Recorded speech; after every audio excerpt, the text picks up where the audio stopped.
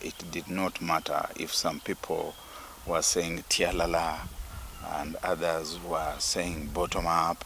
If they did not address certain economic and social fundamentals, the country was in the throes of a potential revolution. And we have seen signs of that. Okay. And now we have gone into a lull.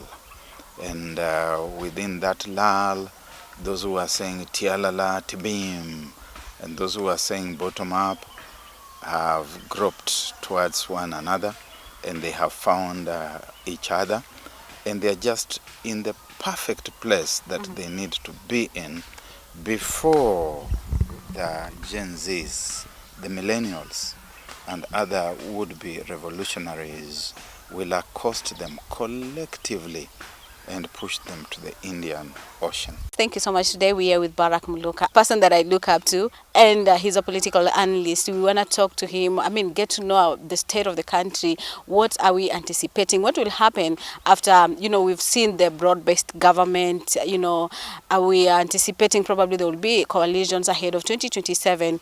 We are yet to know, but let's have a conversation with Barrack Muluka. Barrack, asante sana, umetukaribisha nyumbani, mazingira matamu. Asante sana, karibuni. Na mjihisi kwamba mko nyumbani. Asante. Hapa ni Emanyudia. Najua kuna watu ambao usikia nikisema Emanyudia wanafikiri kwamba Emanyudia ni mahali pa kubuniwa tu, vile Ustadh Shaban bin Robert alibuni nchi ya kusadikika na nchi ya kufikirika, lakini hapa sipo mahali ambapo pamebuniwa tu. Ni mahali hasa palipoko, panaitwa Emanyudia Ingo. Emanyudia.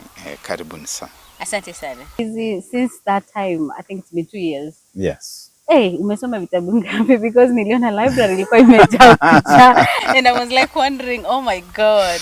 Like umekula hizo vitabu zote? Ninajaribu. What? Ninajaribu, na ubaya ni kwamba kila ninapojaribu vingine vipya vinaongezeka. Na vinavyoongezeka nayo pia changamoto ya kusoma inaongezeka. Kwa hivyo basi nitaendelea kujaribu tu kujizatiti niwezavyo, lakini ni kazi endelevu. Sio kazi ambayo mtu ataimaliza au kuikamilisha. Approximately in a year, how many books do you read? Hata siwezi kujua, kusema tu ukweli. Really?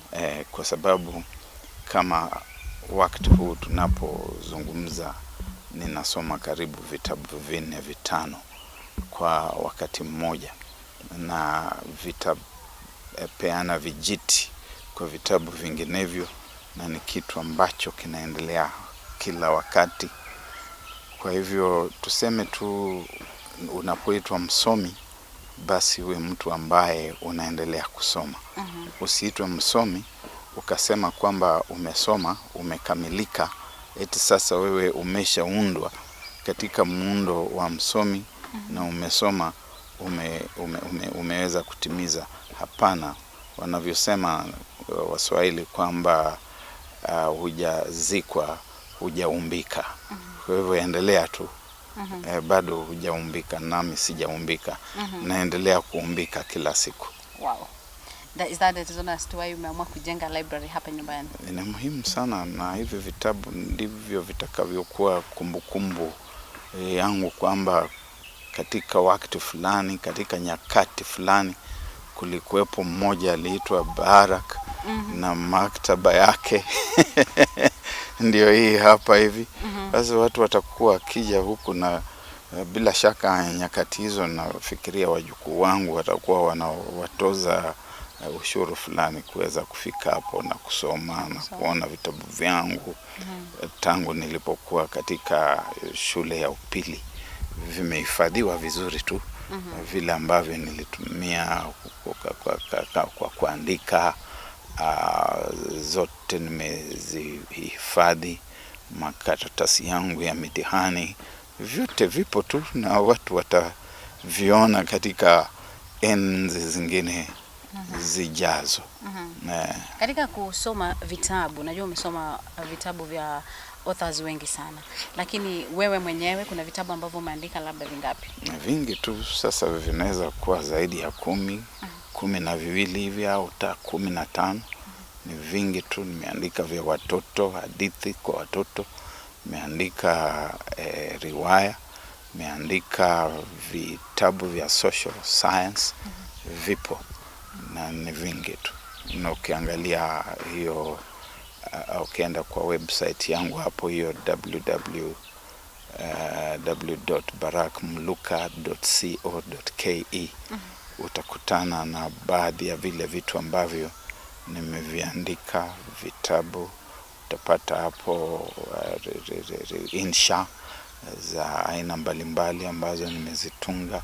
Utapata hapo uchanganuzi wangu wa masuala fulani ya kitaifa, ya kijamii, ya kiulimwengu, kwa sababu sasa nimeweza kuwa katika huu uwanja kwa muda usopungua miaka 40 hivi. Kwa hivyo ni vitu vingi ambavyo nimeweza kuchangia kwa kiasi. You have the broad-based government. Probably what will be your take on the broad-based government? I'm a doctor of philosophy in politics and international relations, University of Leicester in the United Kingdom. I've also studied at the University of Nairobi at graduate and undergraduate levels in both fields. Therefore, I'm a political scientist, a doctor of philosophy. What we do when you are in those ranks is to have an honest interaction with political, social, and economic dynamics. And you are able to do a prognosis of things to come from where you are. And you're able to tell people things that are fairly accurate, everything being held constant.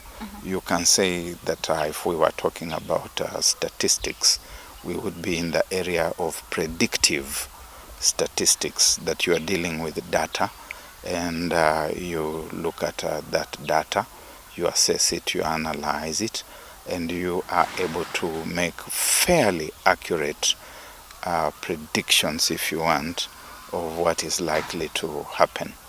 At the time that you speak of 2 years ago, we talked about the electioneering that was going on in the country at that time. And my take was that William Ruto, who was then the deputy president, was likely to win. But I also thought that the victory would be fairly marginal, and which went on to be like that.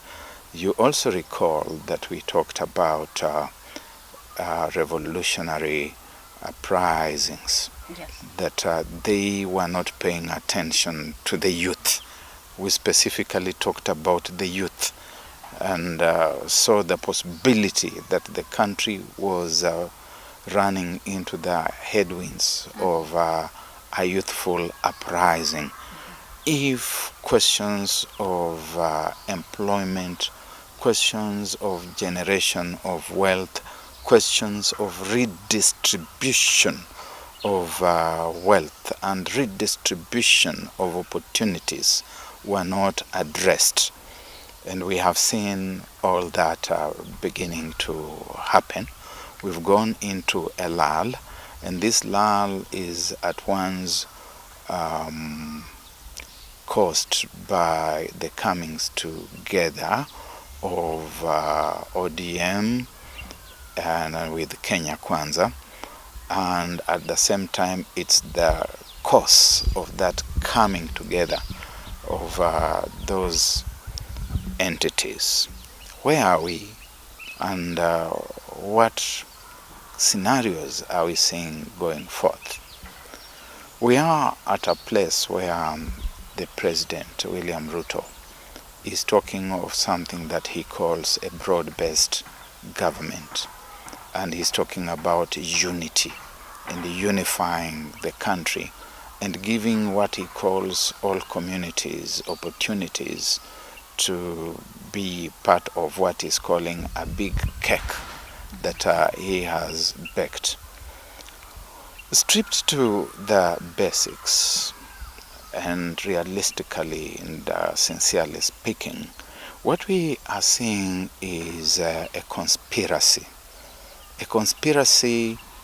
of the political elite in the country, that these people belong to a membership club, an elite political club, and it is an elite political club that has jeopardized the welfare of the majority now being a youthful population. The population architecture of Kenya today is such that about 75% of the population is aged about 40 and below. If we were to take a census, we probably would find it's about 80%. If you have the present and future of that kind of demographic in uncertain spaces, then the country sits very badly. We don't even know where the education of the country is today. We don't know where this thing called CBC is going, where it's taking the country. Nobody knows. That's why at some point you find the president trying to be at once the president, the minister for education, the permanent secretary or principal secretary, the director of education, and he will do town hall meetings with all these appointed officers seated in the terraces, and he's the one who is wrestling with the questions because nobody knows where education is. Nobody knows where education in Kenya is going. We don't know where the people we say we are training are going. We don't even know whether they are going to be recognized internationally. The teachers who should be training them are unhappy because they are being treated like trash. The government of the day does not care about them. We're in a space where the president is gallivanting across the country, from one end of the country to the other, from pillar to post and post to pillar again, talking about unity that can only be called the conspiracy of the elite, because unity is as good as the purpose for which people unite. If we unite so that we can go to raid a bank, then that is bad unity. And it's the kind of unity that we are seeing between ODM and Kenya Kwanza, which they have refused to formalize, to make official, so that ODM is concurrently in government and in the opposition. So, President William Ruto and Raila Odinga, former Prime Minister, are in space where they are threatened by the revolutionary rumblings among the youth whose future looks uncertain. And they are saying, gentlemen, look, let us come together before these young people sweep us away. They have repositioned the argument and the discourse from what the youth had put on the table. The youth were talking about theft by servants, theft by people in high places in government, otherwise deodorized as corruption. The youth were talking about wastage in government, the splurging of wealth. They were talking about and against opulence by these public servants. Now go and look at the cars that have been released. If you have seen this gallivanting of President William Ruto, you have seen the amazing brand new Guzzlers that have been brought and bought for the national official elite, a country that is broke. The president himself is splurging billions of shillings on what is essentially a campaign tour across the country. And he seems to have recovered from the initial shocks of the Gen Z uprising. He has started his Vasco da Gama missions across the world. As we speak, he should be in China or somewhere near China, and he'll be going, I don't know where to next. Then we have also set aside billions of shillings that we are going to be using to campaign for Raila Odinga to become the chairperson of the Africa Union Commission. Never mind that the indices would suggest that it is an uphill task. I wish him well. If he gets it, he gets it. But it looks like an uphill task. And we are splurging billions of shillings on that. The teachers... Why would you say it's an uphill task for him? Again, I say that I work in political science. I work with data. I work with statistics. And I work with within the context of realism. Historical trends indicate that there have been 4 secretaries general. 4 secretaries general. As a political scientist, you said you go with data. So why would you say that Raila Odinga probably might not be able to be another AUC? I've said it's an uphill task, which is perhaps a coded way of saying that he will not get it or is unlikely to get it. Look, historical trends in a context where we have had 4 secretaries general show that we had Secretary General from Gabon, from Mali, we have had one from Chad. And there are certain commonalities. Of course, there was Dlamini Zuma Nkosazana of South Africa. Yeah, but the others, Jinping, Moussa Traore, and Mahamat Moussa, they have been from Francophone Islamic countries.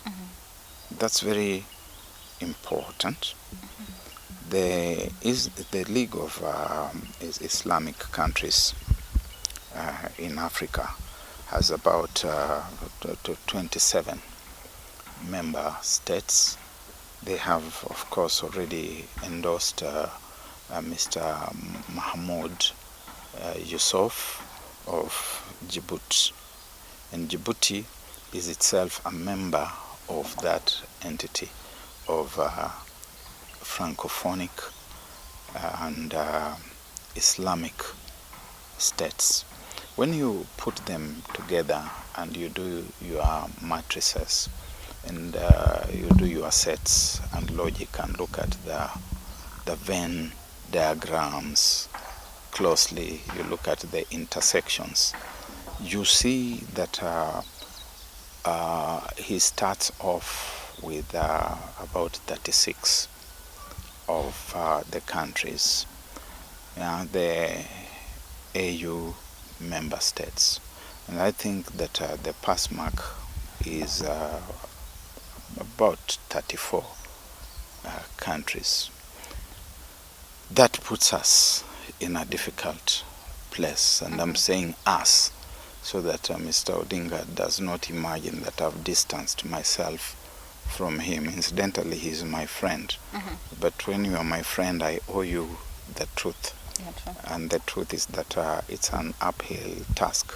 Francophone Africa, from independence to where we are, tends to go by what Paris wants. And Paris always wants the Francophone nation in the world to look at itself as one community. It's a very old philosophy of theirs that goes right back to the imperial days when Europe was going abroad establishing colonies. The French did not believe they were establishing colonies.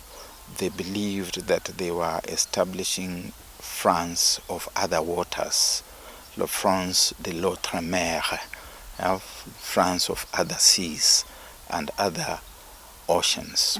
And that's why they talked about assimilation, and they looked at the people in those countries as French men and French women, if they realized certain standards of living. That's why people like Felix Houphouët-Boigny and Leopold Senghor from Ivory Coast and Senegal, respectively, were deputies, which is to say members of parliament in the French parliament, and they participated in debates in parliament in Paris.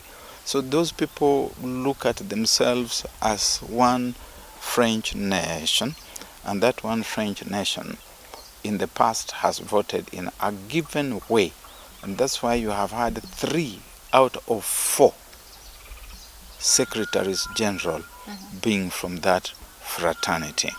It's very unlikely that they are going to change again.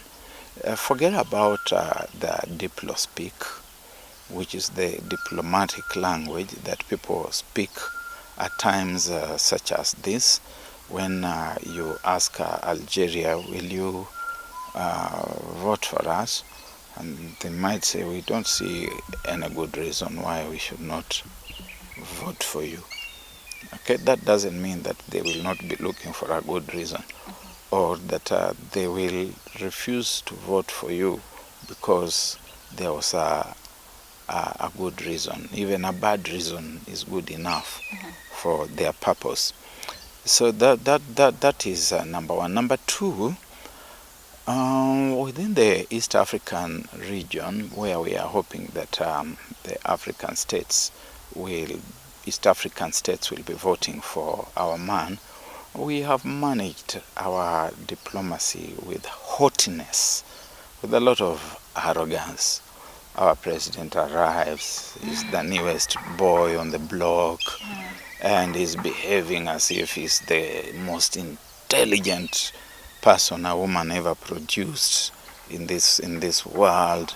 He's giving lectures to his seniors who have been there for donkey years, some of them for close to 4 decades, and they are looking at him. They are saying, look at this one, he thinks he's very clever. Then he projects that profile to the continent, behaving like the wisest of the people in this club of African leaders. And they're waiting for an opportunity to bring you down. If you are thinking that you are the blue-eyed boy of the American White House, who sits sometimes in the presidential chair in the Oval Office in the White House, you wait until we get to the Africa Hall in Addis Ababa. We are going to show you what the truth of the matter is. So we have managed our international relations very poorly, and it's basically because we do not use the career diplomats who sit in those spaces. The first thing that this government called Kenya Kwanza did, the first day that it got into power, was to make a diplomatic goof when they went out of their way for no good purpose to get entangled in the Sahrawi Republic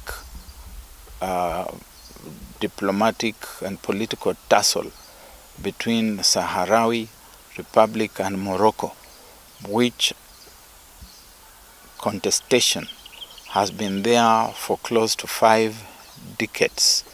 When Spain left Spanish Sahara, and we had Mauritania, Algeria, and Morocco, each claiming that that was their territory because of the rich oil and gas repositories.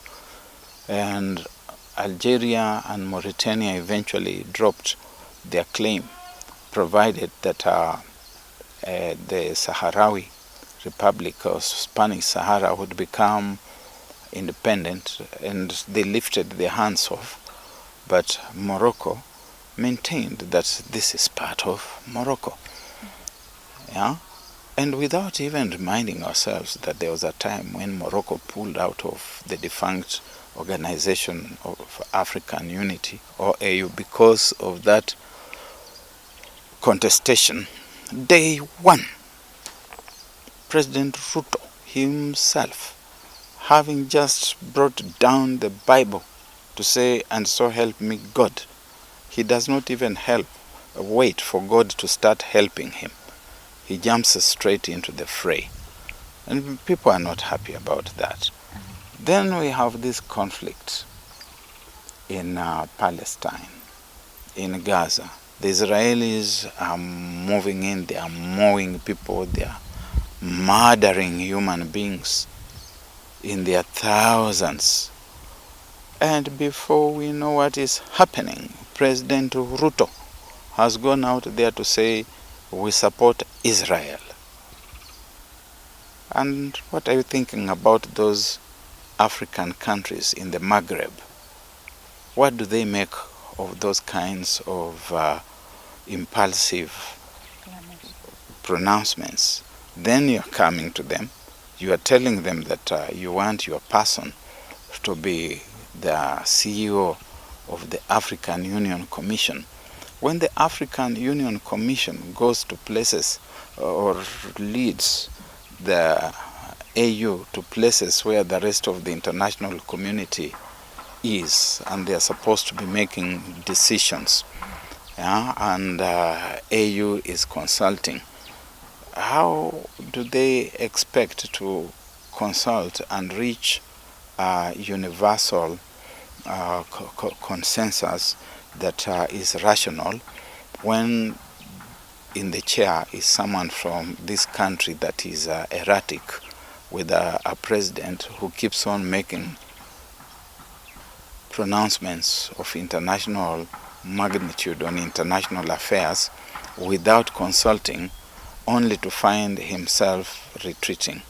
We have been cavorting around with Benjamin Netanyahu under President Uhuru Kenyatta, and now under President William Ruto.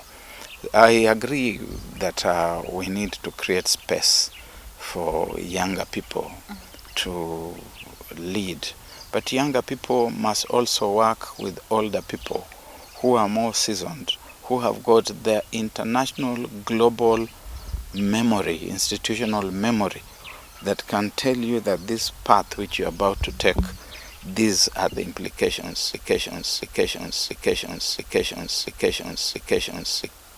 In the Ministry of Foreign Affairs and Diaspora Affairs, who don't know what they are doing. And so it is an uphill task for Raila Odinga. They are going to need to work with the diplomats, people who understand international relations, people who have read someone called Morgan Theu. Yeah, Morgan Theu is the father of diplomacy. Yeah? He wrote a book called Politics Among Nations. They need people with the mind of someone like Dr. Henry Kissinger, people of the caliber of Condoleezza Rice, not people who are involved with village politics and who occupy positions because they are co-villagers, and the man at the very top thinks that he must have co-villagers. They're going to lead him into dire straits. So if I heard it correctly, is because of the pronouncement that William Ruto has been making. That means that if Raila Odinga probably went alone, probably did not come close or shake hands, as they always say, handshakes. If they didn't shake hands with William Ruto, was he in a position, a very good place to maybe get that, or because many of the French-speaking countries will still be, a disadvantage to him? That was not an option, because he would then be a stranger in that forum. Remember that the voters are going to be African heads of state and government, and they would be asking, whose project are you? Yeah. For example, we have got a former foreign affairs minister of Madagascar, who is taking himself into that space, and without a doubt he's going to perform very dismally. He might not even make it to the final ballot paper, because who is taking him there? Yeah? You need to be someone's project. His government is not taking him there. Your government must own you and say, we are the ones who are sponsoring this candidate. And that's what President Ruto was doing the other day when he brought in a number of African or East African regional notables, and he unveiled Raila Odinga as the Kenya government's candidate. So, kwa vyovyote vile, it was obligatory that Raila Odinga must close ranks with William Ruto, in order then even for state resources to be mobilized for the shuttle diplomacy that has just begun. In a sense, it began a bit before even this unveiling, to unveil and release and second people to what I want to believe is the Raila Odinga AUC Chair Campaign Secretariat. I do hope that they have put in place one, and that there's a structured secretariat that is thinking through all these processes and thinking through all these challenges, because you are not just going to hope that you will go on TV and do this debate, and that our African heads of state and government will be watching, and then they'll say, okay, this looks like a good man, he's been around. No. Morgan Theu has told us that this diplomacy is about national self-interest.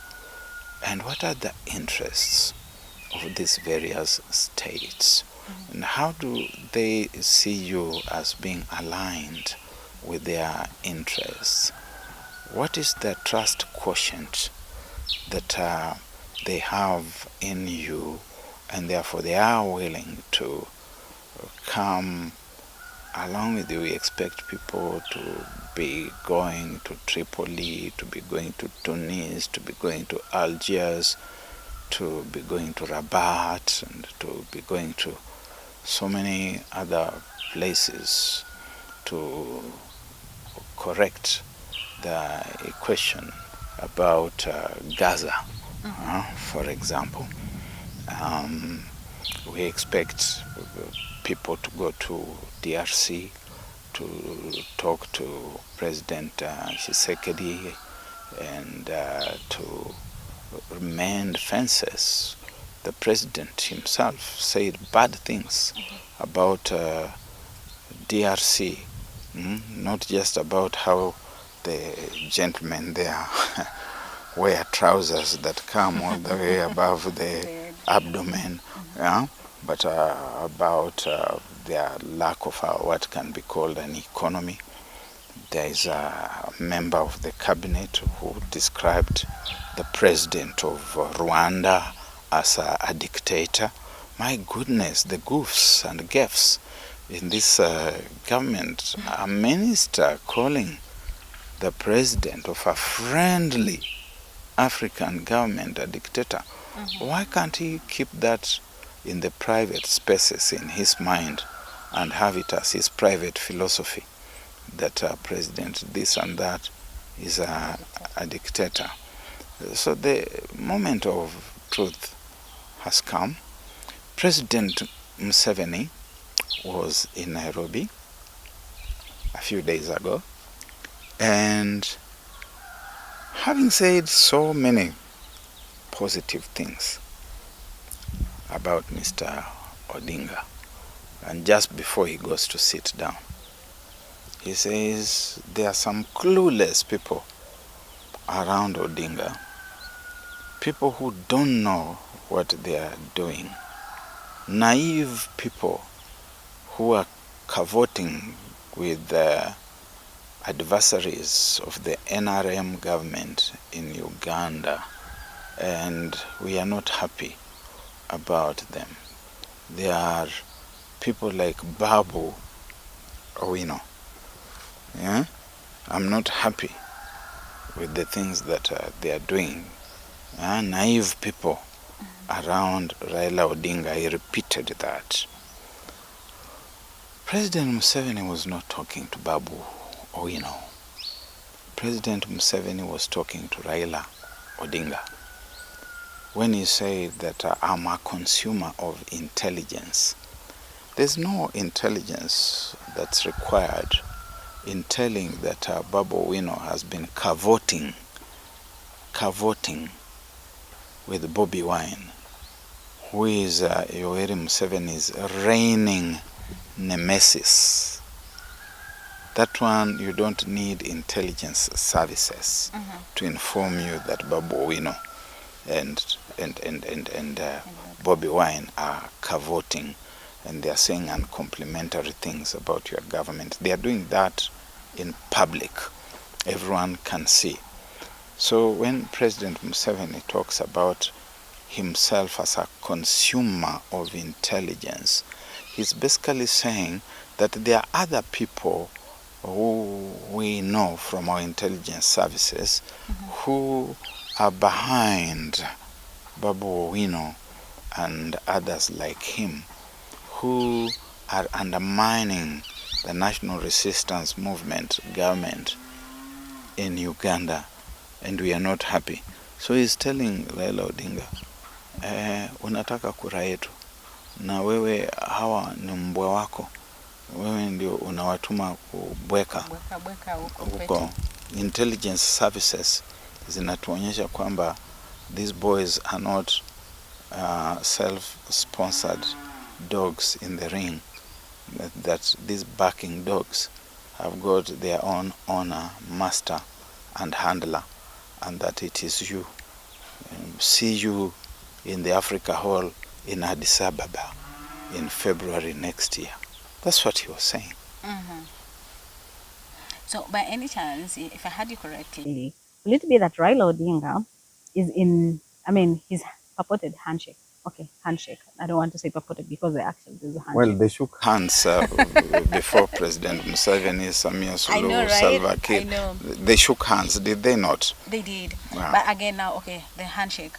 Is it because it's because of his own interests or Kenyan's interest? Because again, if you get to hear what is being said after that, and of course now formation of the broad-based government, they're saying is because of the interest of Kenyans. But now when you're talking about, he had to because of the AUC, chair, then it means like he went for his own interest and not Kenyans per se. The political top brass in Africa is about itself. It's never about the peoples of Africa. It's about itself. The people are cannon fodder. They are gunpowder that can be used in moments of extreme disagreement.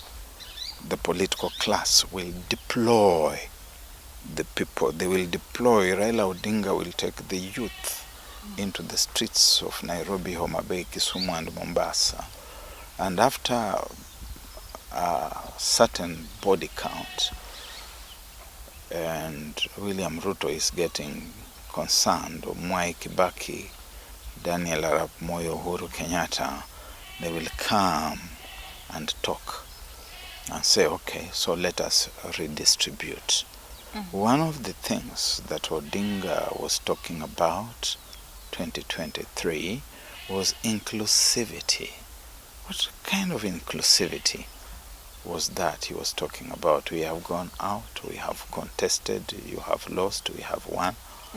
You want inclusivity. What do you mean by inclusivity? What inclusion? So it's about the gravy train. The gravy train is about public finance, it's about public procurement, and it's about public audit.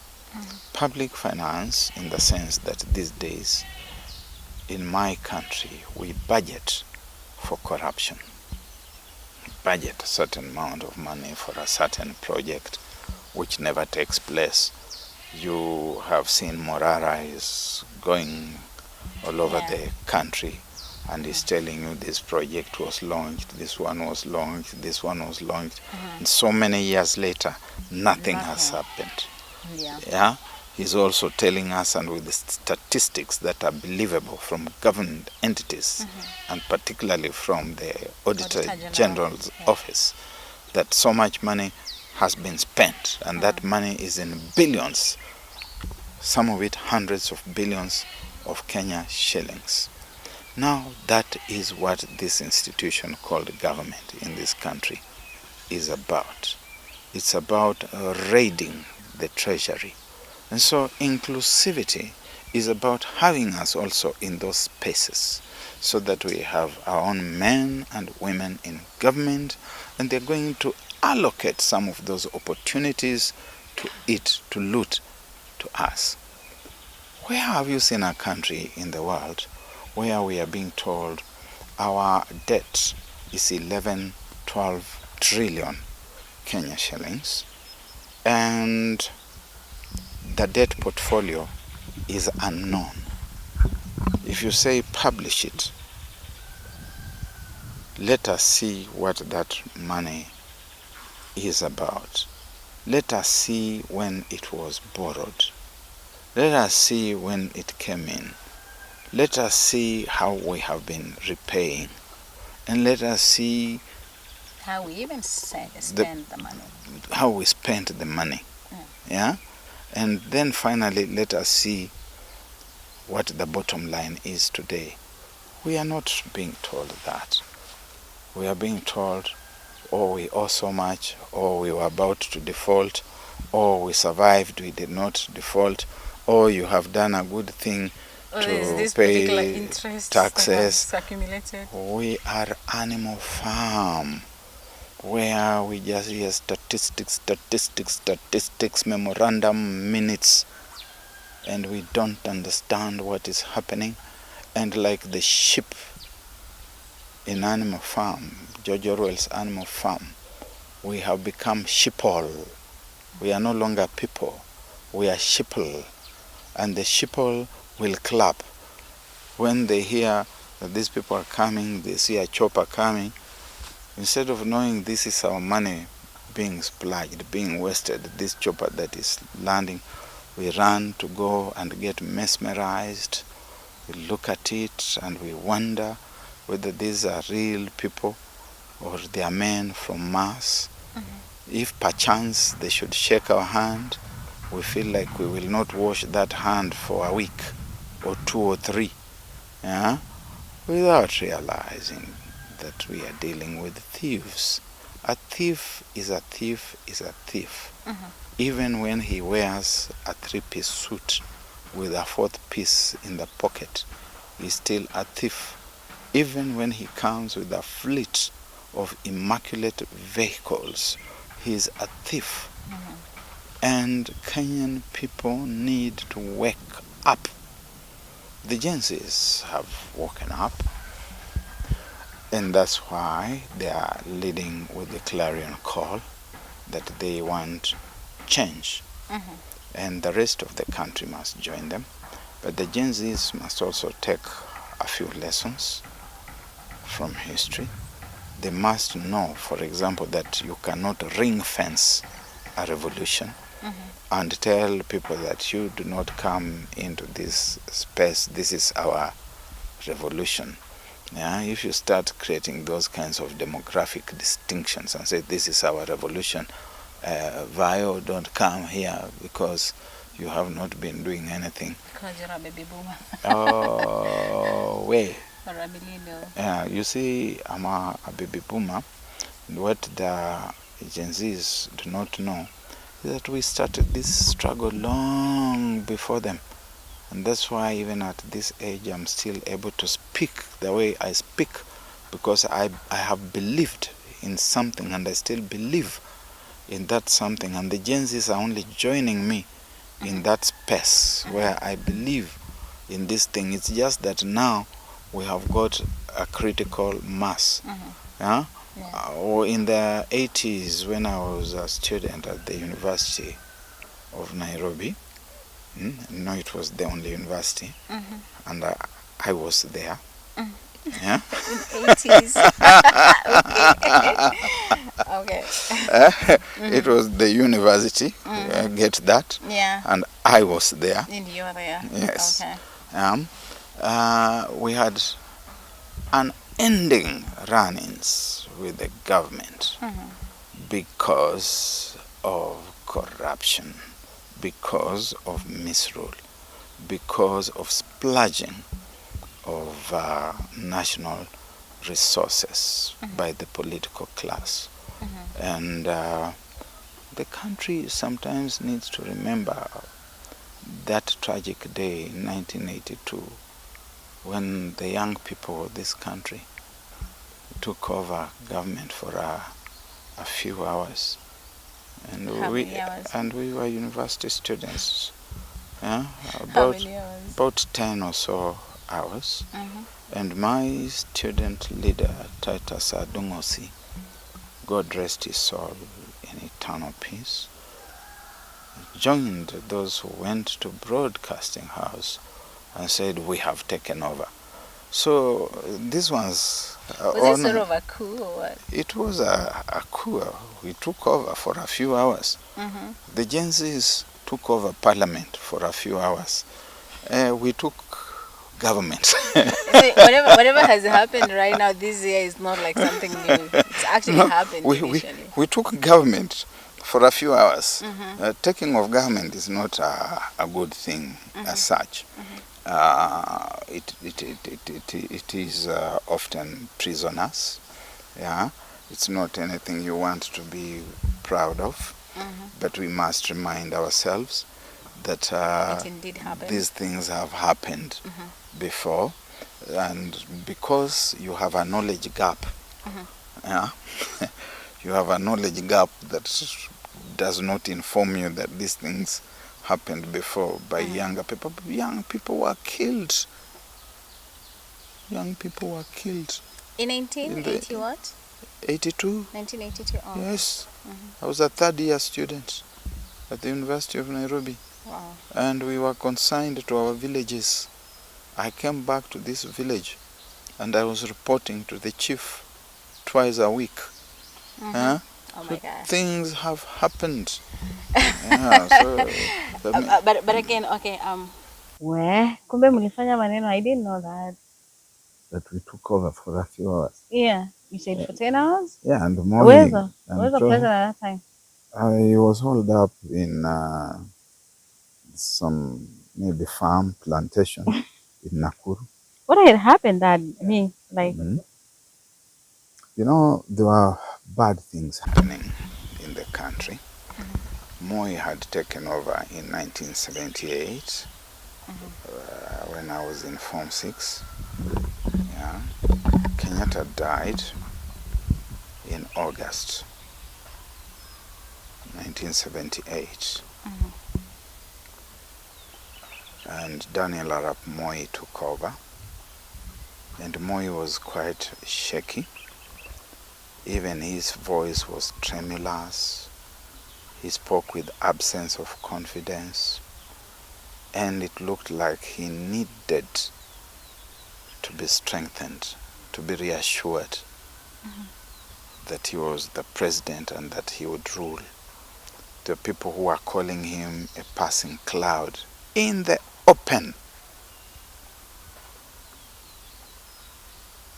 But there are also people who are urging him on, telling him, kalia kiti kamili. Then President Moi started sitting in that seat properly. And those people started telling him things like, you are philosopher number one, you are farmer number one, you are teacher number one, you are everything good number one. They composed songs of praise. On the Voice of Kenya, there are songs that were called Nyimbo za Sifa. And people would even sing songs like, ndege wa angani wataimba sifa zako, Baba Moi, mlezi wa wana. Oh, Baba Moi, Baba Moi, mlezi wa wana. Tukilala tunaota na amani kutuja, kwa sababu ya uongozi wa Rais Moi. Tawala Kenya, tawala. Yeah, that one I heard. Tawala Kenya. Unasikia? Vitu vya unaongoza vema. Oh my God. Those things eventually went on to President Moi's head. He actually got to believe that he was farmer number one, philosopher number one, teacher number one, everything good number one. And it can only be expected. He would ask himself, if I was not number one in all these things, how come I ascended to the highest office in the land? Nilipita hawa watu wote namna gani? Nikakuja nikafika huu upeo wa juu zaidi kama mimi kweli sio number one. And he had a stick called Fimbo ya Nyayo.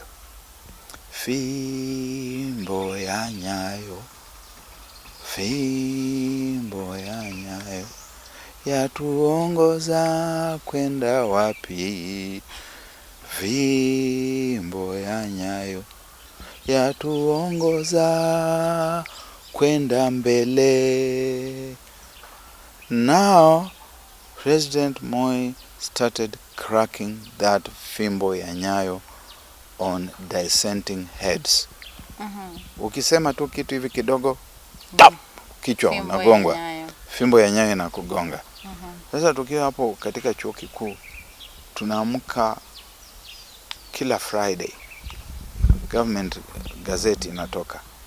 Friday, Mutunga detained.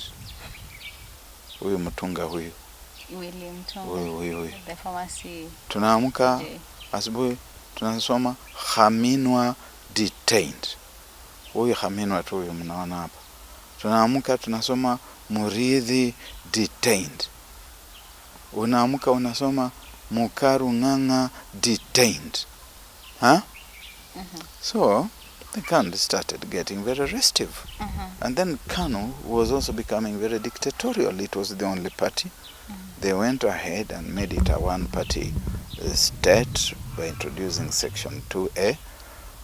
And things moved steadily from bad to worse. There was no freedom of expression. People were being rounded up, taken to Nyayo House, being thrown.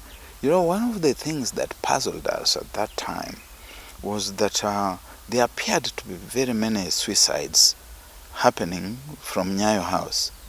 At watu walikuwa wanaenda tu wanapanda huko Nyayo House, wanaruka chini, wanakufa.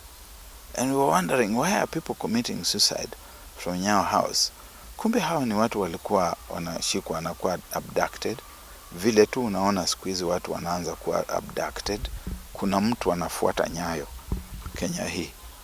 and they take them up there and they kill them and then they throw them down. I say how wamekufa. So watu wakaanza kuwa na hiyo dissatisfaction as the university community and particularly student population. Tukawa tumefungiwa sana uhuru wa usomi, uhuru wa mawazo, na hata wakaja na kitu kingine wakasema kwamba they were going to introduce National Youth Service before watu waende kwa chuo kikuu. And although we were already there, the sense of injustice overwhelmed us. Although some of us were leaving in a few weeks' time, we thought that fees which they were introducing at that time, ambazo zililetwa na hawa watu wanaitwa World Bank, were unfair.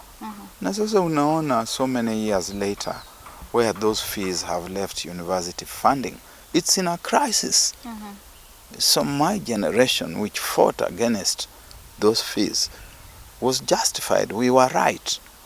You can look at the historical timeline 40 years later. You can see that those young people were right.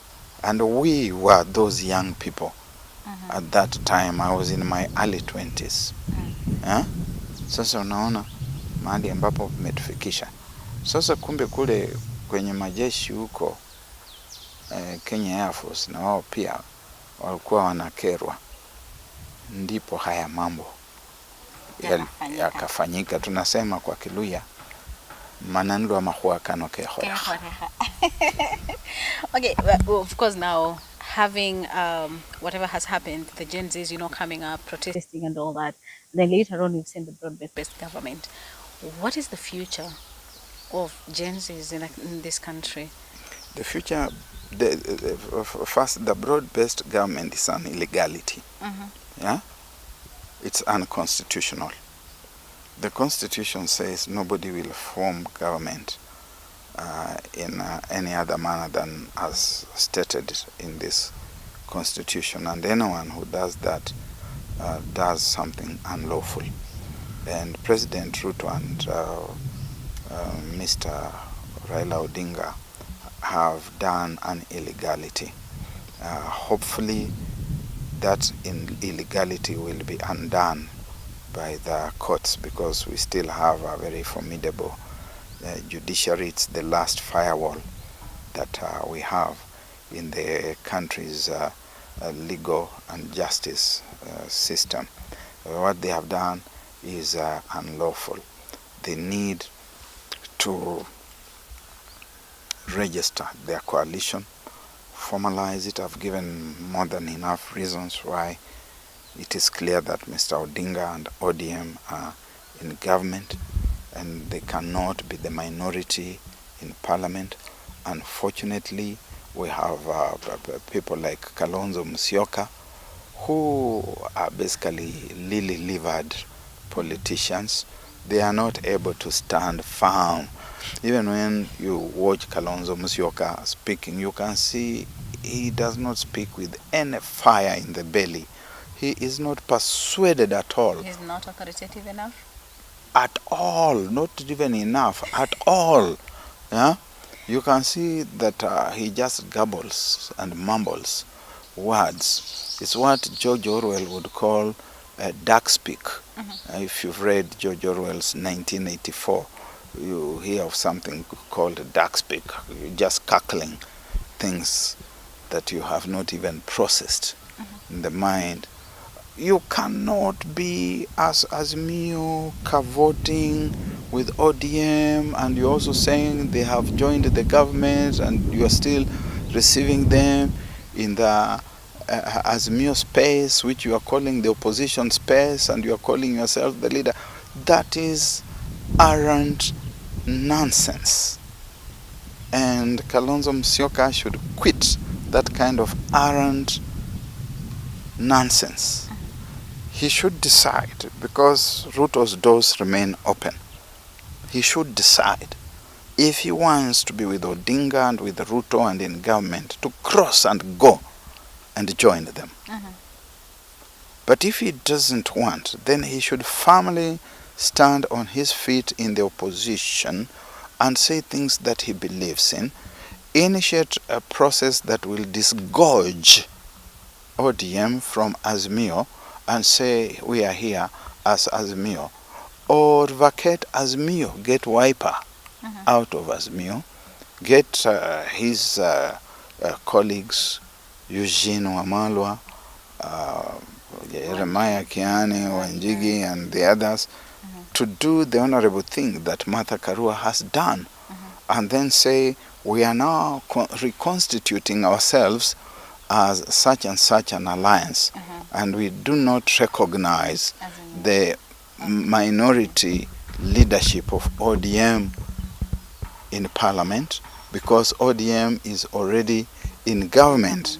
Make that the beachhead from which they are going to engage against Raila Odinga and William Ruto. And by, because it's still early times, we still have 3 years to the voting day. It's a whole 3 years almost to the day from now. And within that space, they're going to have had a snowball effect, and they can hope to capture power through the ballot. You cannot be behaving almost like you are with Odinga, almost like you are not, almost you are looking for goodwill from Odinga, almost like you are condemning what he has done. What is that? So as it is right now, you're saying that probably he's not in a position to assume the opposition leader. He is in a position. He is, yeah. But he is losing the opportunity. And it's because he is basically a lily-livered politician. Lily-livered. Okay. They used to call him watermelon. Yes, that's what I mean by lily-livered. Basically, that is exactly what you mean, watermelon. Yeah. Yani hajui anataka nini. Katika siasa lazima uamue kile unachokitaka na ujitokeze na ukisimamie na ukitetee, kisha ukitetee kwa nguvu tu na ukitetee kwa maono, ukitetee kwa ari, ukitetee kwa msimamo. Lakini huwezi kuwa mara ni kama hutaki, unataka ubembelezwe, uingie hapo hivyo. Now saying that the coalition, the friendship, the partnership, the handshake, I don't know, the coalition itself is unconstitutional. Does that mean that also the appointments, I mean the appointments we've had, like the ODM, some of the ODM leaders crossing over, saying that we've just borrowed, they came for the expertise, they wanted professionals, so we've just given the professionals. No, this is not football where you can send players from Chelsea to Manchester United on loan. Yeah. So basically, that is what ODM is saying. That they have sent these people to Kenya Kwanza on loan. Yeah. Kenya Kwanza did have professionals. So no. We have got a constitution, and that constitution is sacrosanct.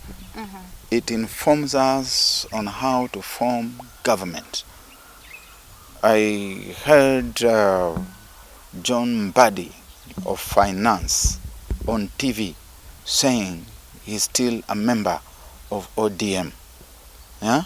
Yeah. I saw him on TV a few days ago.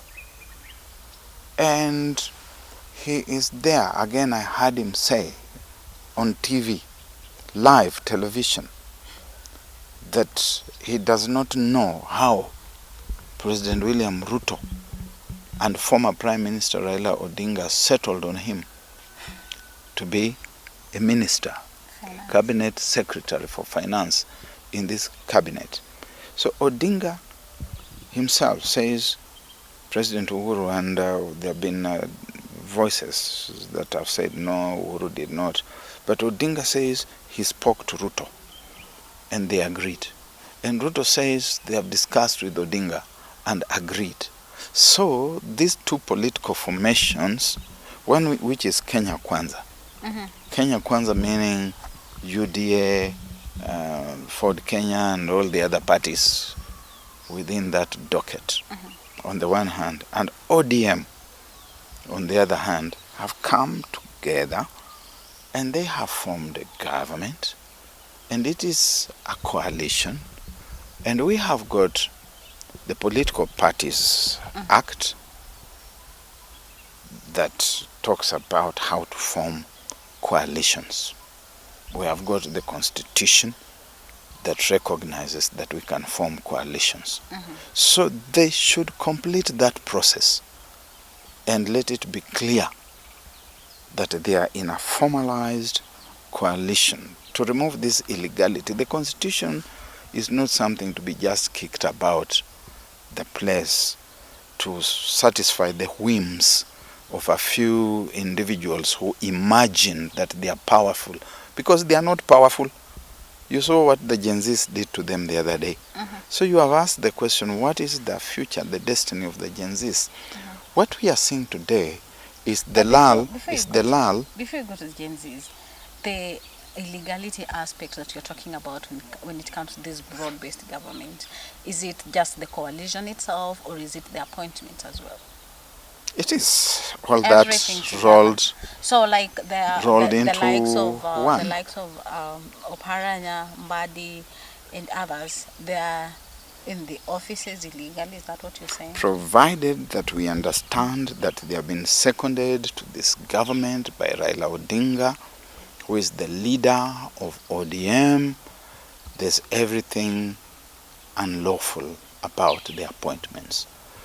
But they can be regularized through a proper admission of coalition documents to the registrar of political parties, who then gazettes that coalition. Otherwise, this is an illegality.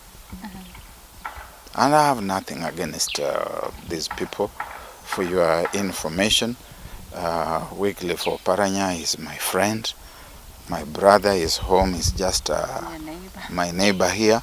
And we people of this place are happy that we have got Oparanya in the cabinet, because we believe around here that even in hell, you know hell, huko kwa shetani, we believe that even in hell, it is good to have your own person there.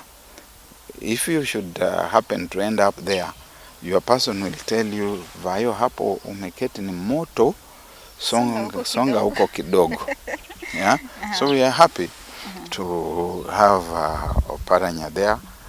It's not his mistake that this formation is illegal.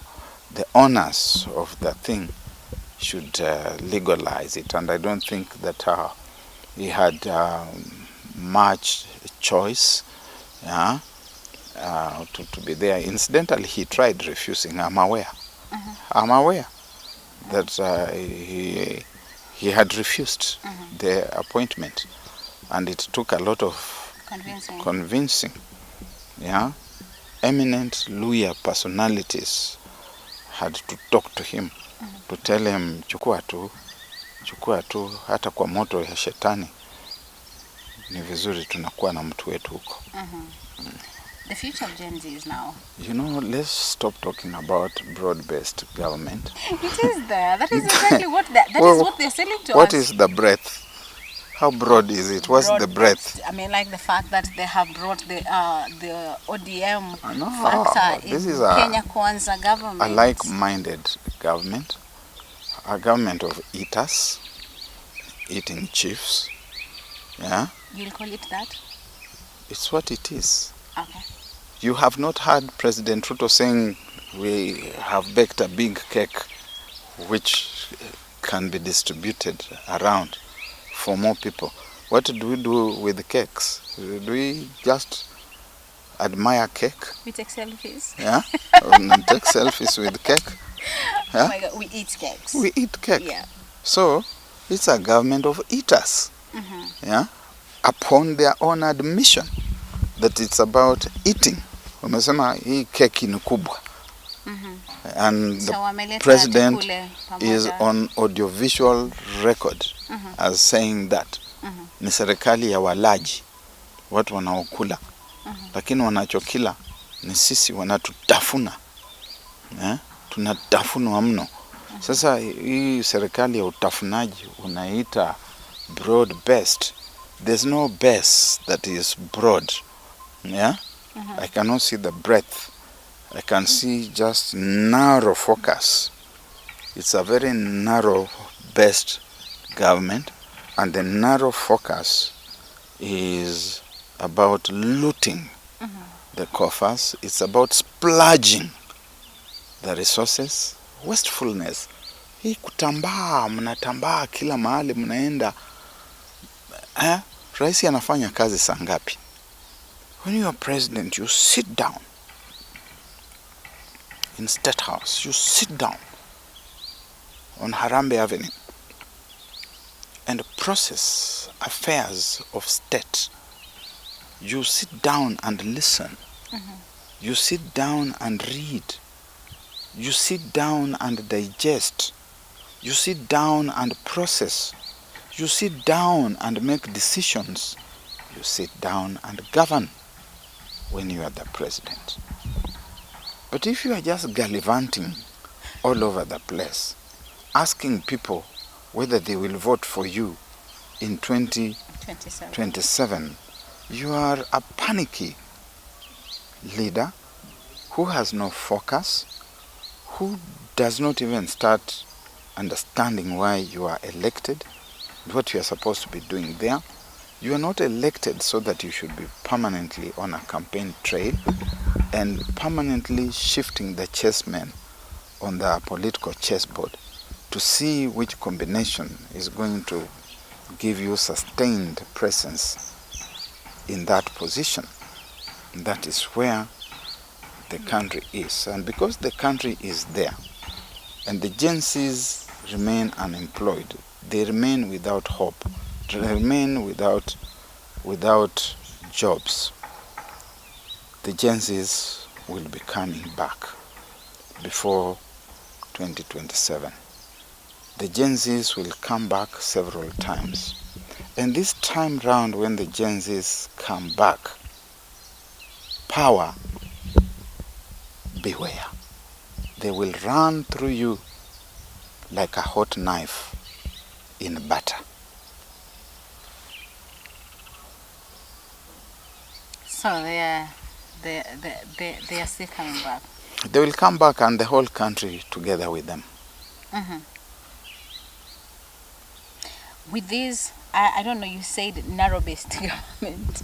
With this narrow-based government that you say, the focus is narrow. So it's a narrow-based government. Okay, with this narrow-based government that you say, of course now, most of the time, like since time in Memorial, we've seen Raila Odinga when he comes in the government. We saw the handshake between him and Moi. We saw the handshake with Kibaki. Uhuru Kenyatta, and now right now. Most of the time when he comes, it is like anakuja kutifua kivumbi, and it's like things are not like, as usual. The marriage kinda kitumbua kinaingia mchanga. With Raila, or just the recent one, Uhuru Kenyatta, and the then DP now president William Ruto, is like when Raila Odinga came in, things went haywire. Right now, with the narrow-based government that you say, the broad-based government they say, what is the future of Gachaguas? And probably also Musalia Mudavadi, where does he stand in this government? The marbles are still rolling. They haven't settled.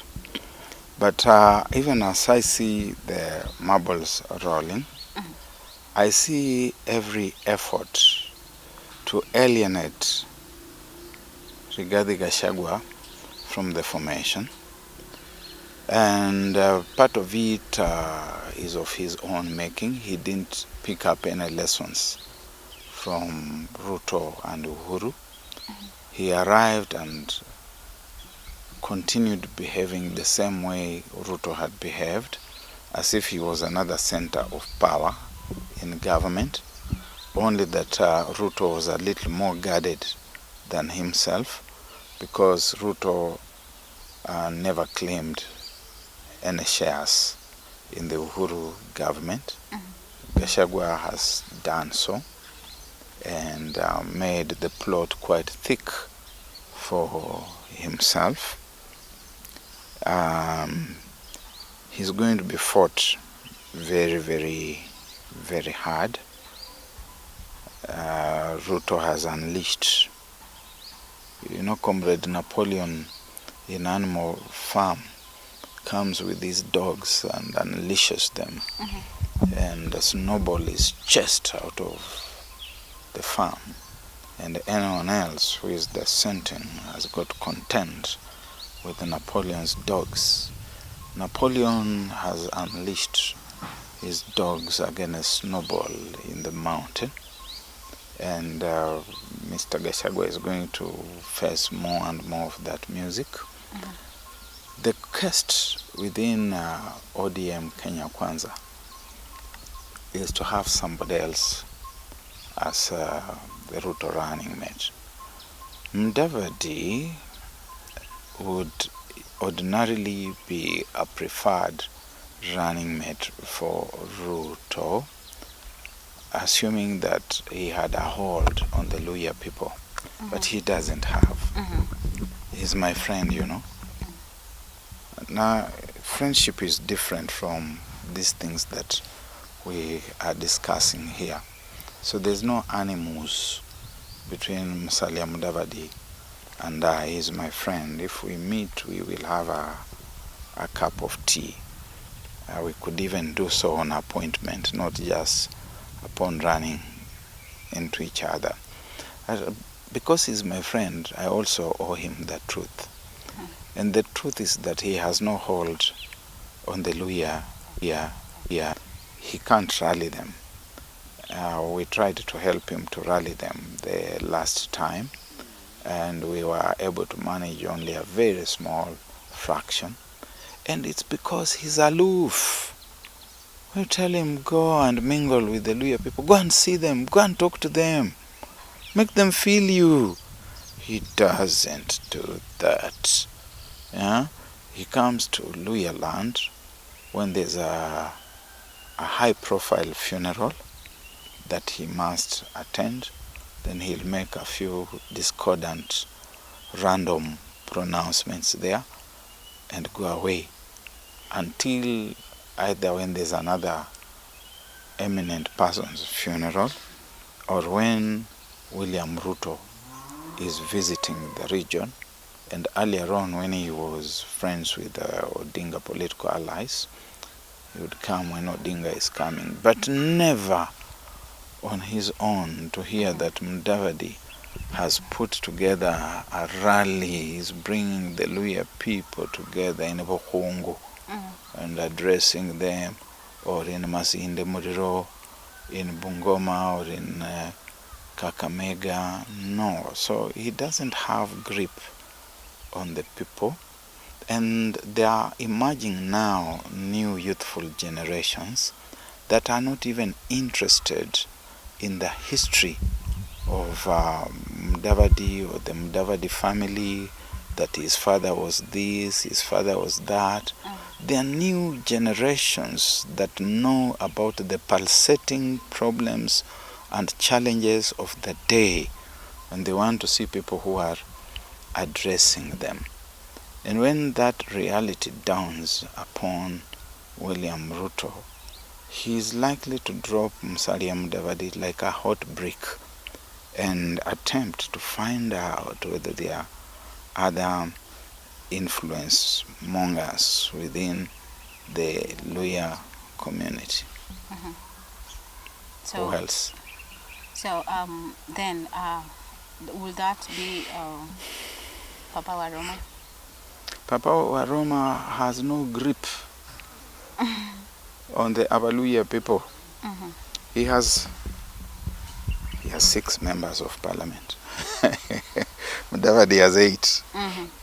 Papa Roma has 6.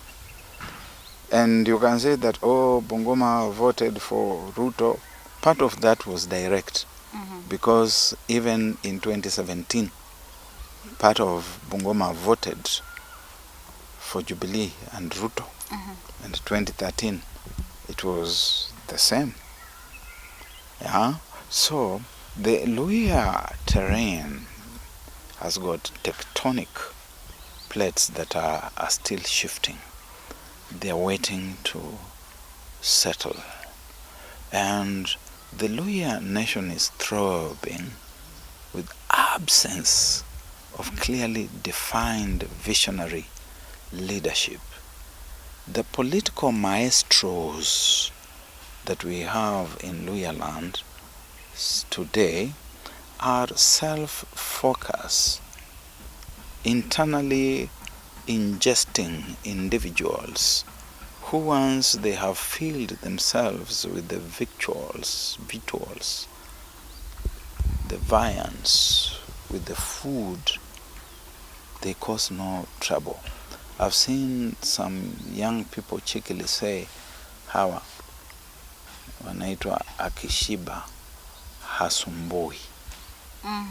Akishiba hasumbui. Na wewe ukiwa aina ile ambayo akishiba hasumbui, you cannot lead people, because these people are hungry. They want opportunities. They don't want handouts. They want opportunities to look after themselves. And both Sadia Mudavadi and Papa Roma, Moses Masikawe Tangula, who are my friends, have failed the Luhya people. So do you foresee like a serious coalition that will be a strong one ahead of 2027, probably Kenya Kwanza and ODM? ODM is still too early in the day. First, I think in the order of probability, the chances are 7-3 that Raila Odinga will be coming back next year, into the politics of the country actively. After this, if he doesn't win, you see, Raila Odinga has a very good chance to win, and he also has a very good chance to lose. So if the good chance to lose is what happens, he'll go to America for a few days or take a cruise ship and just see the world for about 3 months. Then somewhere, wherever the ship docks, in Jamaica, in Barbados, he will catch a flight back to Nairobi via wherever. And when he gets here, he will come into a grand reception, and reggae will begin. And Ruto will understand that there's no alliance between him and Raila Odinga. By any chance, do you think, like, I don't know who is pushing for the coalition, or rather who came up with the issue of the broad-based government, like ODM coming to work with Kenya Kwanza, but do you think it is also a strategy probably to kill ODM, Ruto's strategy to kill ODM, because it's been, the main opposition for him? ODM can't die, at least not for the time being.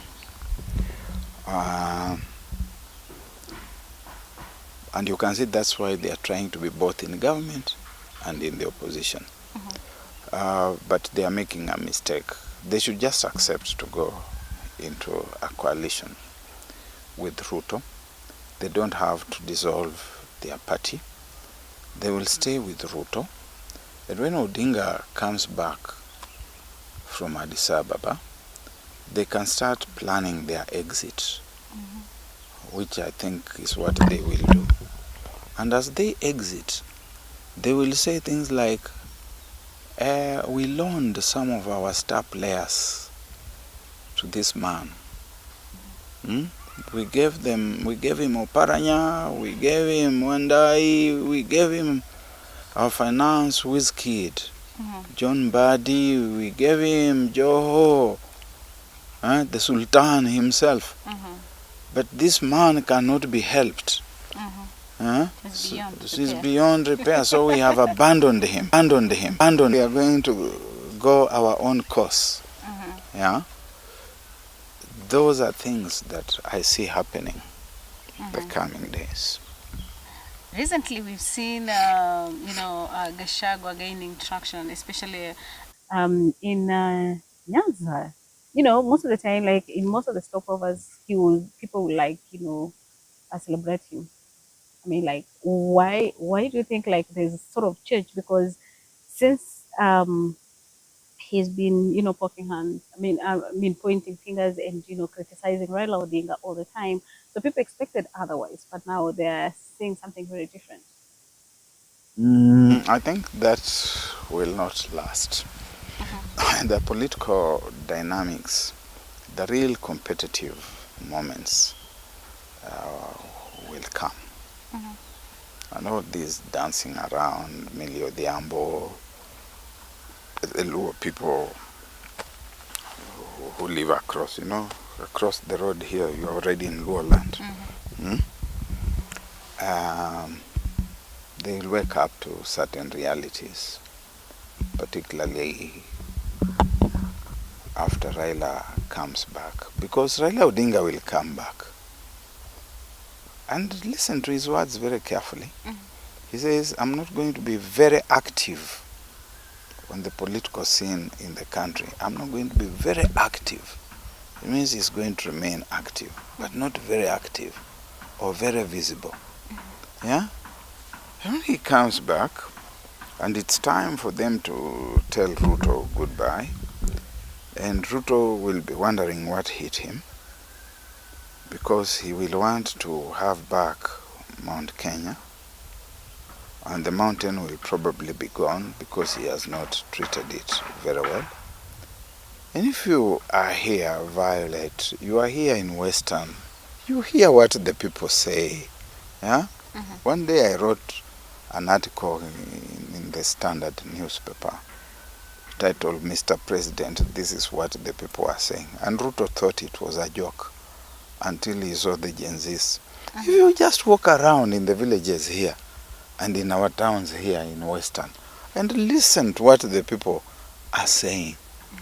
And the people are saying they don't believe in this coalition of Odinga and Ruto.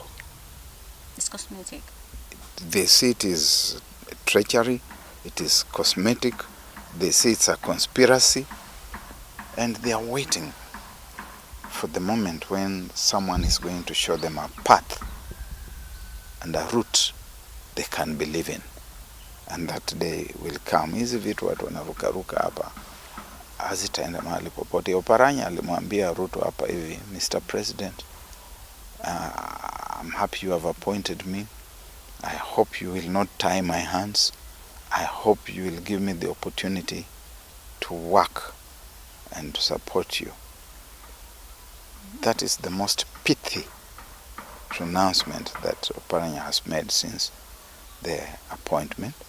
Ruto is not the kind of person who is used to allowing people to work. He wants to be the president, to be the minister, to be the PS, to be the director, to be the secretary of administration, to be everything, to be the advisor, and to advise you how to advise him. And all these things are going to roll into one ball. And that ball will see itself bouncing away from President William Ruto ahead of the next election. He had better get his fellows, the Eludowalos of this world, together, because he will need them again. And I think he knows that.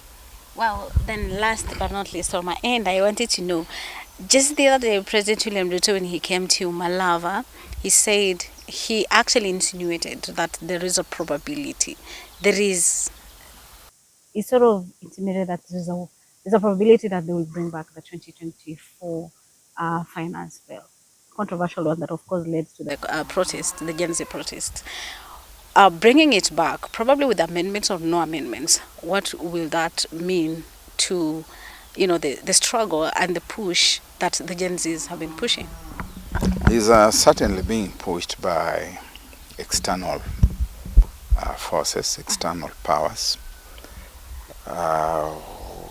We saw the American ambassador, Meg Whitman, on TV recently bemoaning the demise of the 2024 bill and suggesting that there's need for it to come back. We know that the IMF, the World Bank, and other Western interests would like that to come back. They may not call it what they call it, but their own William Shakespeare told us many years ago that that which we call a rose, by any other name, it will smell as sweet. Yeah? So the finance bill, by any other name, the finance bill 2024 will be finance bill 2024. The Gen Zs will be on the lookout. They now even know which specific articles or clauses they will be looking for, and it doesn't matter even if you redistribute them around. It will just take them a few seconds technologically to know that these are the ones, and they have brought them back. Yeah? And now with things like machine learning, artificial intelligence, within a few minutes you can actually translate the whole finance bill into all the Kenyan languages and distribute them to the Kenyan people wherever they may be. You can even abridge it, simplify it, so that people don't need to be very sophisticated to read and understand it. And we will be right back where we were in June, July this year. Wow. Okay, your parting shot as we end. Do I have a parting shot? Well, the parting shot is that Kenyans must be eternally vigilant. Trust the political elite at your own risk and peril. The ones we are seeing today preaching about unity are basically preaching conspiracy of the political elite against the people, because unity is as good as the purpose for which people unite. And in this context, the unity has been partly to derail the Gen Z uprising, and partly therefore to sustain the status quo. And people will need to be very vigilant. When you have looked at the Kenyan political leadership in its entirety, you can only draw one conclusion: that we need to reset to the restoration of factory settings. Restore factory setting as a country. Wow. So that is it for today. Till next time, kwaherini.